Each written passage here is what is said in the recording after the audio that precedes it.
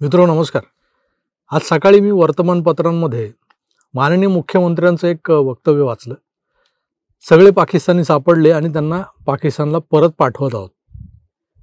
पण महाराष्ट्रच नाही तर देशभरातून जेव्हा या निर्णयावर अंमल केला जातोय की पाकिस्तानी नागरिकांना शोधून काढत परत पाठवलं जातंय, त्याचवेळी हे पाकिस्तानी पासपोर्टवर भारतात आलेले अधिकृत पाकिस्तानी आपण मोजताना दिसतोय. पण जे लोक इथं जन्मले, इथलंच खातात, यांचे पासपोर्ट इथले आणि शाळा सोडल्याच्या दाखल्यावर हे त्यांचं नागरिकत्व इंडियन भारतीय असं लिहितात, पण हे मनानं तर पाकिस्तानी आहेत. ज्यांना पाकिस्तान मुर्दाबाद म्हटलं की राग येतो, पाकिस्तानचा झेंडा पायदळी तुडवला किंवा जाळला तर यांचा जळफळाट होतो. त्या भारतात राहणाऱ्या पाकिस्तान्यांना केव्हा आपण त्यांच्या हक्काच्या घरी पाठवणार आहोत? पाकिस्तानात. हे हिरवे साप पूर्वी भेंडी बाजार, पायधुणी, मोहम्मद अली रोड, नागपाडा इथं जास्त वळवळताना दिसायचे. इलाखाच होता ना यांचा. आता कालच मी मोहम्मद अली रोडवरच्या लसणीच्यांचा एक व्हिडिओ तुम्हाला दाखवला, कसे तुटून पडतात ते एखाद्या रिपोर्टरवर. पाकिस्तानचं नाव घेतलं तर भडकतात. पण दक्षिण मुंबईतले कांड्यांचे इलाके सोडल्यास बेहरामपाडा, बेहरामबाग जोगेश्वरीचं, मग गोवंडी, कुर्ला आणि आता मालवणी हा उपनगरातला भाग देखील या लसणीच्या शेतांनी भरून गेलेला, असा डवरलेला आहे, बहरलेला आहे. आता हे फोफावत चाललेलं हिरवं जे पीक आहे ना, ते मुळात कमी होतं की काय, तरी तिकडे अगदी खाडीपलीकडे म्हणजे वसई विरार नाला सोपाऱ्यात हे शांतिप्रिय जमातीचे लोक जथ्यानं वाढू लागलेले आहेत. मीरा रोड तर आहेच, नयानगर, शांतीनगर. आता पुढचा जो भाग आहे म्हणजे दहिसर, मीरा रोड, भाईंदर आणि त्यानंतर खाडी लागते, आणि त्या खाडी ओलांडल्यानंतरचा जो भाग आहे तो कोळी आगरी लोकांचा, भूमिपुत्रांचा भाग, नालासोपारा, वसई, विरार, तिथंही हे लोक आता मोठ्या प्रमाणात वाढलेले आहेत.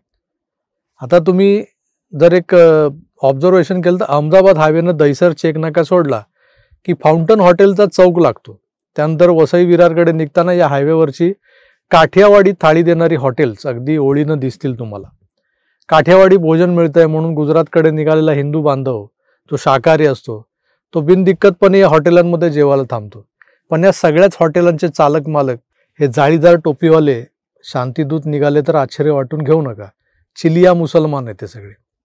आणि मुळात ही यातली बरीच हॉटेल्स ही अनधिकृत आहेत. अतिक्रमणं जी होतात ना हायवेच्या बाजूला, एन्क्रोचमेंट, त्या अतिक्रमणांवर ही उभी आहेत. आणि याला आशीर्वाद वसई विरार महानगरपालिकेतले काही अधिकारी त्यांचा.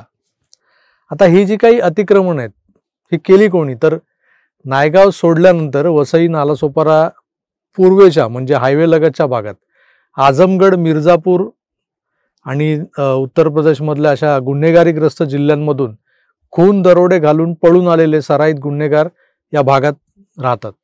अट्टल चोर, दरोडेखोर, मुडदे फरास आणि रोहिंग्या मुसलमानांची इथं वस्ती वाढते. मागे खारघरला झालेला इस्तेमा आणि त्यानंतरची ती उरात धडकी भरवणारी गर्दी आपण पाहिली असेल. असाच एक इस्तेमा इथं वसईच्या गास रोडवर देखील भरला होता 2017 की 18 साली. इथलेही लोक असेच भयकंपित झाले होते ही गर्दी पाहून. त्यामुळे आता मुंबईतले मुस्लिम बहुल इलाके कुठले असं कोणी विचारलं तर वर मी जी नावं घेतली ना, भेंडी बाजार, मालवणी, कुर्ला, गोवंडी वगैरे, त्यात एक नाव अजून ॲड करा, नालासोपारा. पुराण काळातलं हे ऐतिहासिक श्रीप्रस्थ आणि नाळे बंदर काल परत्वे नाला आणि सोपारा बनलं. पण इथल्या गझनीच्या महमूदाच्या अवलादी ज्या आहेत ना, आणि त्यांनी जो अलीकडे धुमाकूळ घातलाय आणि ते घालतायत, तो पाहता नजीकच्या काळात हिंदूंना इथं जगणं अवघड होणार आहे निश्चित आहे. आता कालचाच प्रसंग आहे. याच नालासोपाऱ्यात या लांड्या विजारीतल्या रिक्षावाल्यांची मुजोरी आणि त्यांचं पाकिस्तान प्रेम कसं बाहेर उफाळून आलं ते बघा. इथले भारतीय जनता पक्षाचे एक पदाधिकारी आहेत अशोक शेळके, यांनी सोशल मीडियावर एक पोस्ट केली, एक व्हिडिओ पोस्ट केला आणि त्या पोस्टमुळे या घटनेला वाचा फुटली आणि मग नंतर प्रशासन जागं झालं. नालासोपारा पश्चिमेला पहलगाम घटनेचा निषेध म्हणून काही हिंदूंनी पाकिस्तानचे झेंडे रस्त्यावर चिकटवले होते. ते सहन न झालेल्या उस्मान गनी नावाच्या एका मुसलमान गुंडाने मग हे झेंडे लावणाऱ्या महेंद्र कुमार माळी याला जाब विचारला. तर माळीने त्याला समजवलं की पहलगामला जे झालंय त्याचा विरोध म्हणून हे केलेलं आहे आम्ही, पण या झेंड्यांमध्ये आमच्या धर्माचा हिरवा रंग, वर चांद तारा, तेव्हा त्यातून आमच्या इस्लामचा अपमान होतोय असं म्हणत ते झेंडे त्याने काढून टाका म्हणून सांगितलं. स्वतः प्रयत्न केला काढण्याचा, पण महेंद्र कुमार त्याला विरोध केला. तेव्हा त्याने आणखीन दोघा तिघांना बोलून घेत महेंद्र कुमार माळी याच धमकी देत हे झेंडे काढून टाकले. आता पहलगाममध्ये जे पाकिस्तानी अतिरेक्यांनी केलं त्याबद्दल एक भारतीय म्हणून तुम्हाला राग नाही का आला असं त्यांना विचारलं, तर आम्ही त्यांना सपोर्ट करतो, पाकिस्तान आमचा आहे, ते आज पहलगाममध्ये पोचलेत, उद्या ते इकडे येतील, बघत राहा, अशा धमक्या दिल्या लोकांनी. महाराष्ट्रात भारतात राहून पाकिस्तानबद्दल एवढा पुळका असणाऱ्या या मुसलमान गुंडांना भारतीय नागरिक कसं बरं म्हणता येईल? खरं तर त्यांनाही एका गोणीत भरून पाकिस्तानला रवाना करायला हवंय. पण आपल्याकडचं पोलीस प्रशासन बघा, अशा देशद्रोह्यांना पाठीशी घालण्याचंच काम करत असतं. या भाडकावांना कठोरातली कठोर शिक्षा व्हायला हवी होती, पण कायद्याने जी कलमं लागतात ती सुद्धा लावताना स्थानिक पोलिसांचे हात थरथरतात. एवढी यांची दहशत आहे. या लसणीच्या कांड्यांवर खरं तर भारतीय न्याय संहितेच्या कलम 194, 195, 198 अंतर्गत सांप्रदायिक दंगे भडकवणं, भडकाव विधान करणं, धार्मिक भावनांचा अनादर करणं अशी जबरदस्त कलम लावायला पाहिजे होती. आणि कलम 3 पार्ट 1 मध्ये देशविघातक कृती म्हणजे पाकिस्तानच्या झेंड्याबद्दल आत्मीयता दाखवणं, त्याचं समर्थन करणं, हे अपराध नोंद करायला हवे होते. पण पोलिसांनी नाम मात्र 151, 352, 354 अशी मामूली कलम लावलेली. हे लोक भरवस्तीत एखाद्याला बोट दाखवून बोलतात, सांगतात की हम सपोर्ट करते हैं पाकिस्तान का, हम सपोर्ट करते हैं. तर मग आपण काय म्हणायचं बघा. पाकिस्तान का झंडा लगाया था, पाकिस्तान का झंडा लगाने के बाद में बोलते धर्म के नाम पे बोलते हमारे धर्म का है. हाँ, हम लोग सपोर्ट करते हैं, सपोर्ट ठीक है. पहले से कम नहीं करेंगे. हाँ, वो तो होने ही वाला है, तू क्या सोच रहा है? टेंशन मत ले, ठीक है, वो होने ही वाला है, होने वाला ना, करके देख क्या अभी वो तमाशा होने ही वाला है वहाँ पे.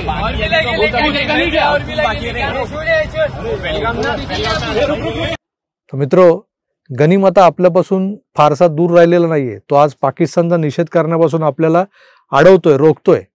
तर उद्या 15 ऑगस्ट 26 जानेवारीला तिरंगा फडकावण्यापासूनही रोखल्याशिवाय राहणार नाही. आणि अशा घटना नवीन नाहीयेत, आपण मागच्या वर्षी पाहिलेलं आहे. 15 ऑगस्टला किंवा 26 जानेवारीला आपल्या गाडीवर तिरंगा लावून जे लोक मुस्लिम वस्तीतून जात होते त्या गाड्या फोडल्या, तिरंगा काढून फाडून टाकला, गाडीत बसणाऱ्यांना ठोकलंय. तेव्हा आपल्या घरातच राहून आपलेच खाऊन आपल्यावरच उलटल्याशिवाय हे लोक राहणार नाहीत, हे लक्षात घ्या. अशोक शेळके यांनी या प्रसंगाचं केलेलं चित्रीकरण सोशल मीडियावर टाकलं म्हणून आपल्याला हे एवढं तरी कळलं की असलं काही नालासोपारा वसई विरारमध्येही घडतंय. पहलगामच्या निमित्तानं जो बहिष्कार भारतानं पाकिस्तानवर टाकलेला आहे त्यामुळे बिळातून अनेक खेकडे आता बाहेर पडू लागलेत. नाक दाबलंय त्यांचं, श्वास कोंडतोय यांचा. पण या खेकड्यांच्या दाखल्यावर भारतीय असं लिहिलेलं असतं म्हणून इथंच राहून हे लोक भारताचीच वाजवत असतात. यांना शोधून शोधून आपल्या आयुष्यातून काढणं हे आपल्या हाती आहे, हे विसरता कामा नये. त्याची सुरुवात केली पाहिजे. लसूणमुक्त हिंदुस्थान गरजेचं आहे. तेव्हा या देशद्रोही कांड्यांना त्यांची जागा दाखवण्यासाठी नेमकी कोणती भूमिका नजीकच्या काळात आपलं सरकार घेतंय ते पाहणं रंजक आहे आणि महत्त्वाचं देखील. तेव्हा वाट पाहू आणि बघूया काय करतंय सरकार.